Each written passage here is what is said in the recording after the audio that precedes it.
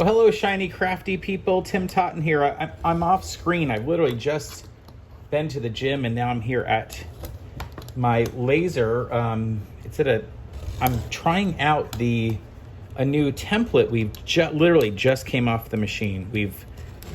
We have had so many people in just the first 2 days of offering it, buying the 3D template for the 3D mask, this one.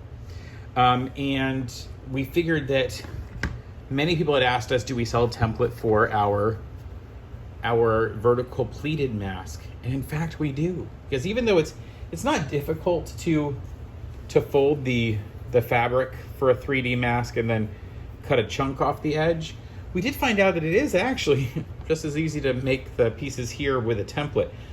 So we went ahead and designed the template, cut it out, and this is the size template you need for the large adult mask. And of course it seems like so much wider because we've pleated this. It's got 4 pleats in it. But not everybody wants a gigantic one, and I think it sounds weird to pay $20 to get a template and to have it shipped to you. Now that does include like $9 in shipping costs, but to have this sent to you and it only does one thing. So just like this one allows us to do 2 sizes because it's got that line here, this one allows you to do the adult and the kid size because that other one pops out of it.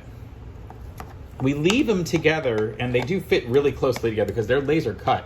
So they like literally, it's not going anywhere. Once you pop it back in there, it's not going anywhere. And I want you to have a nice space to hold on to when you're using your rotary cutter to go around it. Now you could do a couple things also. You can also put this onto your fabric.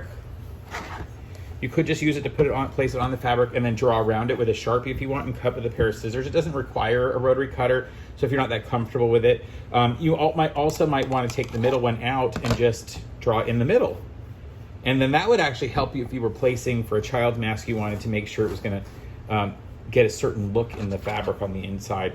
And of course, one of the things I want you to recognize too is that you could leave them together this way and gives you a little more strength, but you could, if you wanted, still, of course, take it out and hold. I would just be really careful. And I really don't think that's something I want you to do. So please make sure you leave it together when you do it. There will be a link in the description if you want to use this particular template that we're doing. And of course, it will have some more details on it, just like this one does. It literally is the very first one we made, the prototype, and I've just been using it to make sure it works perfectly. Check out the details in the description.